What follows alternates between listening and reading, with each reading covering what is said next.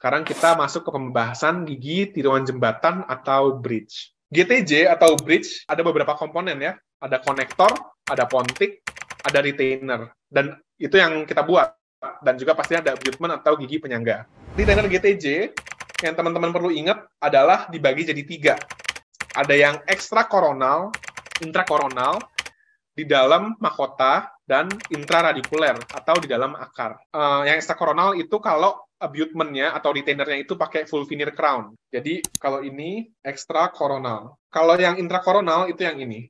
Ini yang pakai partial crown. Jadi misalnya pakai ini pakai mesial half crown ya. Dan yang terakhir intraradikuler itu kalau pakai mahkota dan pasak. Ya, itu yang teman-teman perlu ingat aja. Ya, kalau pontik dibagi jadi beberapa jenis ya. Yang pertama itu sanitary. Sanitary diindikasikan buat daerah-daerah yang sebenarnya nggak gitu perlu estetik. Contohnya adalah molar bawah. Jadi MM bawah itu sebenarnya bisa banget pakai sanitary.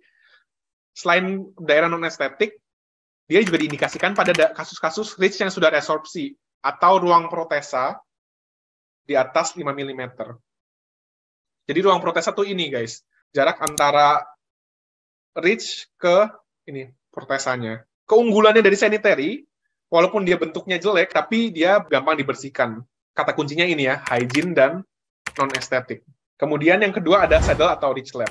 Saddle atau ridge lap ini udah ditinggalkan ya, karena dia nggak bisa dibersihin. Teman-teman lihat sendiri ya, di sini dia nutupin gusinya atau nutupin ridge-nya. Otomatis di sini akan banyak debris. Berikutnya adalah modified ridge lap atau nama lainnya spheroidal. Indikasinya adalah untuk daerah ridge yang normal, jadi nggak ada resorpsi. Keunggulannya adalah dia estetik dan juga dia mudah dibersihkan ya dibandingkan dengan ridge lap.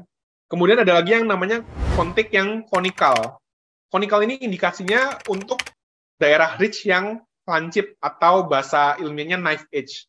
Jadi biasanya ada daerah ridge yang resorpsinya itu dari arah bukal maupun fasial, maksudnya dari lingual maupun fasial. Jadi bentuknya akan seperti pisau.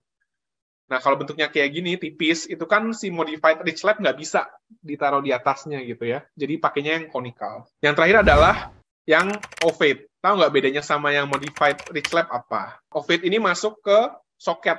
Jadi soketnya itu sebenarnya bisa dibuat, bisa juga langsung dibikin setelah di exo. Jadi biasanya kata-katanya di soal itu pasien datang ingin dibuatkan gigi tiruan tanpa fase ompong dan baru melakukan pencabutan katakanlah 3 hari yang lalu gitu ya. Itu pasti pilihannya ovate. Kita sekarang bahas soal dia gigi 46, gigi bawah kan, gigi molar bawah. Kemudian yang jelas ada keterangan oklusogingival 6 mm. Itu berarti kita perlu pakai sanitary. Selain yang oklusogingival, jarak oklusogingival, kata kuncinya sanitary apa lagi? Kan ada 3 tuh kata kuncinya dari sanitary. Hygiene dan juga non-estetik ya.